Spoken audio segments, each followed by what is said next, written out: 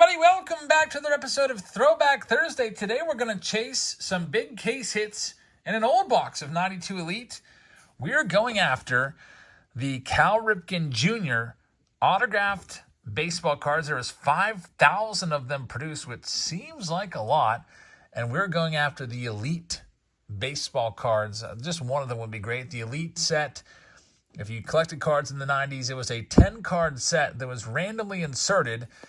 And they were tough to pull. They were literally maybe one in every 2 to 3 cases you'd pull one. I pulled one in my entire life. It was the Fred McGriff Elite. I exactly remember where I was when I pulled it. It was in the car on Route 30, which right now would be the intersection for, I think, the Green Gate Walmart. But, man, it was one of the best pulls of my life at the time. And I think the card was maybe even worth like $50 back then. I don't know what it's worth now. They still are quite valuable for a 92 card, but we're going to open this box, and I'm going for the Elite search. And shout out to my brother who just did an Elite search of his own. He just opened a box of 93 Elite, or 93 Donruss, looking for the Elite, and it motivated me to get one of my boxes off the shelf. I've got 93 Donruss, 92, 91. I figured let's try a 92.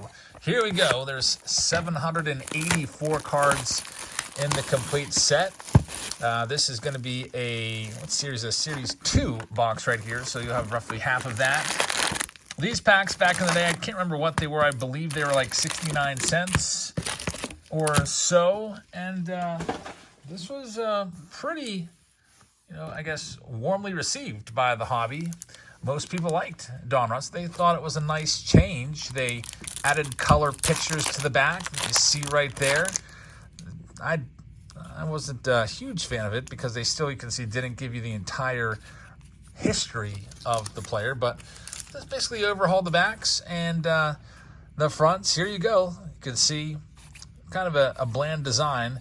And we'll just go through and take out the notables. There's Ozzie Smith. Carlton Fisk is a Hall of Famer. I'll take the Hall of Famers out. And who knows, maybe give them away, a little Hall of Fame lot to somebody out there watching today. Let's see what else we have here. You know what? I think I will give them all away. So stay tuned. I'll give away all of the Hall of Fame cards. There's Tom Glavine. Cal Ripken, man, I'd love to find his autograph card. He was my favorite player back around this time period. 1992 was probably about the time I really started to get into Cal Ripken. And I collected him for a few years before he broke the Lou Gehrig Iron Man mark. There's Bobby Bell. I used to love that card as a kid. That was in my binders. When I was a kid, I used to be a binder guy. I used to put all my favorite cards in my binders. I had a couple binders. I had the Cal Ripken Jr. binder, which at first was an Andy Van Slyke binder. Then it turned into a Ryan Sandberg binder. And then I became a Ripken collector. And there's Tony Gwynn, a double Tony Gwynn pack right there. Brett Saberhagen highlights card. Now, finding these hits in here are very, very tough. Again, like I said at the beginning of the video, they're one in every 2 to 3 cases. There's 20 boxes in a case. It looks like we do have something here. What's this? Probably a Diamond Kings card, but let's see. If you're wondering who the rookies are, there's really no notable rookies. There's some fake rookies in here, like Jim Thomey's got a rated rookie card, but I would call that a fake rookie. I wonder why John Vanderwall's name is in lowercase text when all the other names are capitalized. Got Hal Morris Diamond Kings card in there, and Mark Langston. I'll give you the Diamond Kings cards too. We're giving all these away. Except if we pull an Elite, I might have to keep that one for the PC because it will only be the second ever Elite card I've ever pulled in my life. Let's see what else we can find in here. These boxes sell on eBay for around $20 or so last time I checked. There's Ryan and Gossage. That's a pretty cool card right there. Nolan Ryan, Denny Nagel, and Donald Harris, former Pirate Denny Nagel. Let's see what else we've got. Archie Corbin. I don't remember him whatsoever. He almost looks like he's a pitcher. He looks like he might be like a, I don't know, middle infielder. There's Bo Jackson. I was going to say he almost looks like Bo Jackson. There's Bo. Not a Hall of Famer. I'm going to give him away. I'm just going to make a stack. I'll just do all the stars because we'll probably pull some other guy, like steroid guys that aren't in the Hall of Fame but are very notable. Let's see what else we've got. 1992. Did you ever pull an Elite card? Let us know in the comments if you ever had any luck pulling the Elites. Like I said, I pulled one in my entire life. There's Nolan Ryan. Check out the back of Nolan. That's a great card. Nolan Ryan Jr. My brother was right alongside. Put Kurt Schilling aside. He was a major star. Right alongside every pack. We basically always bought the same packs. Whenever we'd go somewhere, we'd try to talk our parents into getting us a pack of cards. So whatever I got, he got too. So he never pulled an elite, to my knowledge. They are very tough. We did get a whole bunch of these cards back in the day. There's a Ryan Sandberg All-Star card. The All-Star cards always bothered me as a kid. There's the fake Jim Thome rookie card, which I mentioned earlier. He's a Hall of Famer, but that's not his rookie. The rated rookie. Nope, not a rookie. There's the big hurt, Frank Thomas. Another nice card right there. Mike Mussina, the Moose. Also not a rookie. There's a lot of great rookies in 91 Bowman. But, yeah, the rated rookie is just kind of a fake out. It's always interesting when you tune into a stream somewhere and people are selling that Jim Thome. Like, here's a Jim Thome rookie card. There's John Smoltz. And Mike Maddox, Lloyd Mosby. Alrighty, so we're continuing on the search here for the elite card. I've also heard before, as a kid, this was a long time ago, that you could find the elite cards by deploying metal detectors. So, like, early version of the CT scanning scandal, I guess, which, you know, has come to light in recent months. So there's Tom Glavine. Wonder if anyone's ever done that before with the CT scanner. Just looked through a box of Donruss looking for elite cards. I don't know if a metal detector would work, but there was rumors. Maybe it was just kids on the playground making up these rumors, saying if you use a metal detector, you can pick up a pack that has the elite cards in it, which I would bet we should probably do an experiment. There's Canseco, Major Star. We'll put that over there. We should do an experiment and see if that works. I do not own a metal detector, but might be worth it just to see if it works. I do have an elite card. Got two of them. I got the Fred McGriff out in the garage in my childhood collection somewhere. And I've got the Andy Van Slyke elite that somebody sent me. There's Roger Clemens, Major Star. Get all the good ones in a stack to give away. Scott Erickson, Diamond Kings. The Diamond Kings set was always super popular with everybody. It was an art series done by Dick Perez, and it featured the best player from each team. So back in 1992, there was 26 teams. This was before expansion.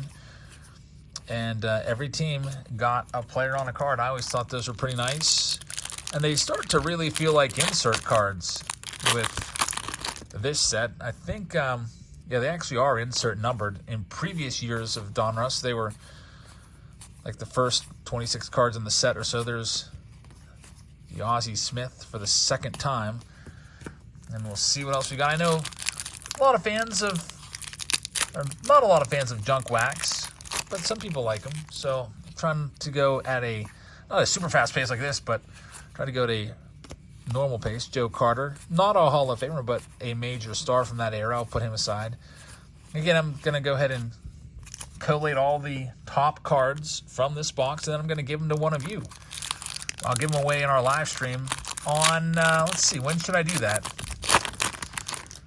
Oh, I'll do it on Sunday night, I guess, because we're live tonight on YouTube. There's the Ryan and Gossage again. We've got a live auction here on Thursday night. There's Ryan Sandberg. We'll be live on Saturday night on Patreon, but that's for Patreon members only, those box wars. You can't watch unless you're a Patreon member. And then we'll be live on Sunday. We've got a Whatnot stream on Sunday, and we've also got a YouTube live auction on Sunday. The YouTube live auction will probably start around 10:30 or so. So, yeah, we'll just give it away, and you'll have to be there to win it. We did that last time. That was fun. It took like 6 rolls of the randomizer to come across somebody that was finally in the chat. But anyway, all I want to know is, let's see, just leave a comment. I'll pick a random comment. I'm not going to say you have to do this or have to do that. I would assume most of you are subscribed already, so I'm not going to say make sure you're subscribed. Just, I hope you're subscribed. If you haven't, I think you should, because we post every single day. Tomorrow we'll have a Face-Off Friday video of the brand new 2024 Bowman Chrome Master Boxes, and I'm trying to decide if I should face it off against an HTA box of 2024 Bowman Chrome, which we opened a couple of those last night on Whatnot, and we had one box in particular that was freaking amazing. Like, all three of the cards were really great. And then we had another box that had 4 cards, a bonus auto in there, and that actually was the worst box out of the HTAs that we did. There's the Kirby Puckett, Brett Butler. Looks like he probably just dropped a bunt down. That's what Brett Butler did. He's a very, very, very adept bunter. And nowadays, that's a lost art. You know, when's the last time you saw anybody lay a bunt down? Honestly, there's a lot of teams across baseball that probably have less than 5 sacrifice bunts as a team for the entire season. I would not be surprised. Honestly, you just don't ever see it anymore. I guess the only chance you'd see it, the most likely spot you'd see it is maybe in that 11th inning when you have that runner on second base to start and you don't like the matchup. Maybe you have the first batter lay down a bunt to get him over to third and then hope for a fly ball or a ground ball somewhere to win the game, or at least put the team ahead. That's probably what you see, but it's just a lost art, especially now that the pitcher is no longer hit. Back in the day, you got somebody on first base with less than 2 outs and the pitcher coming up. There's Tom Glavine. You were laying that bunt down to get that runner over to second because pitchers couldn't really do much else unless you were a great hitting pitcher like Mike Hampton. Next one up, still looking for the elite card. I really hope we can find it. I'm not super confident. Again, it's probably one in every 40 to 60 boxes that has one. So we got a 1 in 40 chance. But then I think, we open up cases all the time, boxes all the time. We're always pulling case hits of this or case hits of that. Maybe we will hit it. Let's see what else we got. There's Chris Jones, Tracy Jones. There's good old Mark Salas. We used to hate him as a kid so badly. Man, this is the all-hate pack. We used to hate Chris Sabo as well. And we used to hate Mike Socha. We used to hate Jamie Quirk. Mark Carrion we hated as well. At least even as we were indifferent. I used to love Greg Maddux. So I should get together with my brother one of these days, and we should just go through a complete set, and have like a love pile, like pile, indifferent pile, and a hate pile. And we would probably have way more players in the hate pile. There's Sammy Sosa being backed up by Tim Raines right there. Pretty cool card. Major star. Jeff Bagwell, 92, second-year card, Hall of Famer. Get that one put off to the side. Coming up next, got a nice team bag or two worth of major stars to send off to one of you guys. Let's see what else we can do. There's Pat Mahomes. Even though he wasn't a major star, I'm going to put that in the major star category just because of his son, Patrick Mahomes. Omar Vizquel was a decent player. I'll put that one in there. Will the Thrill Clark as well. We've only got 6 packs left to work with to find this elite card in this elite search here on this Throwback Thursday. Hopefully we can get that 1980 Topps break filled soon. I put it up every Tuesday, Wednesday when we do our breaks, and there's Ozzie Smith. Anytime I'm filling up a break, I put those spots there. We're up to, I think, 20 packs sold. And once it goes, we'll run it. I'm almost to the point now where I'll start selling sealed packs and just not even open them so that we can open the 20 packs that are opened. But anyway, 5 more packs to open here. We've got what appears to be another Diamond Kings card. Man, it'd be so sick to pull the Cal Ripken Jr. Chuck Knobloch in there. Got Mark Langston and Andy Bennis. Just 4 packs left in this old throwback of 1992. Well, let's see. There's Jim Gott. His, 92 Pinnacle is an iconic card with him doing karate on the background. And Jeff Shaw, former closer. Bobby Bowe with the All-Star card. I like that card a lot. I used to really hate that they would only give you the All-Star stats on the back of these, but I kind of get it. Now it doesn't bother me so much. But as a kid, I'd be like, why does Bobby Bonilla only have like 2 career games played on this stat line? Got Jeff King on the back. Oh, we used to hate this guy so bad. He would be at the top of the hate list. Francisco Cabrera with his little crappy hit that cost the Pirates a shot at the World Series. Stan Belinda, this pack brings back bad memories. George Salak, we could also do a mispronounced name stack as kids as well. My brother and I were like this. We put Ricky Bonus is his name. We used to call him Ricky Bones. He would go in the mispronounced name stack. Guys that you didn't realize you're saying their names wrong until maybe years later. Here's the next one. Steve Farr. Hey, we've got the Marlins card. This was a cool card back in the day. The Marlins were expanding the following year, so they put a Marlins and a Rockies card and let everybody know what was going on. So July 6, 1991 is when it announced that Miami was getting a team. So what's that, about 2 years in advance? That would be like, I guess, it'd be really cool to get some more expansion. I do believe that MLB wants to get 2 more teams added in to bring the MLB to 32 total teams. It makes sense. That way you wouldn't have to have an interleague game every single day, which is what happens now. There's always an interleague series because there's 15 NL teams and 15 AL teams. So 14 teams play each other in each league, and then the 2 left over just play each other. It'll be kind of cool. I do hope that interleague play still sticks around after expansion. I do think expansion will come probably within the next decade. I think that Rob Manfred said that before he wants to do expansion, but before he does it, the Oakland A's need to be resolved, which that's being resolved. They're moving to Sacramento and then ultimately Las Vegas. And I think he also wants to get the Tampa Bay Rays stadium issue resolved. And then he'll look at expansion.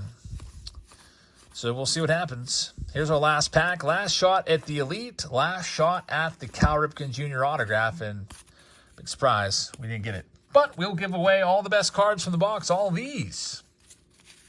I'll team bag them all up for you. We've got all the hits, all the top players of the box, all the big stars, all the Hall of Famers, all the inserts for you. And all you have to do is leave a comment in this video about whatever. Maybe your thoughts about 1992 Bowman.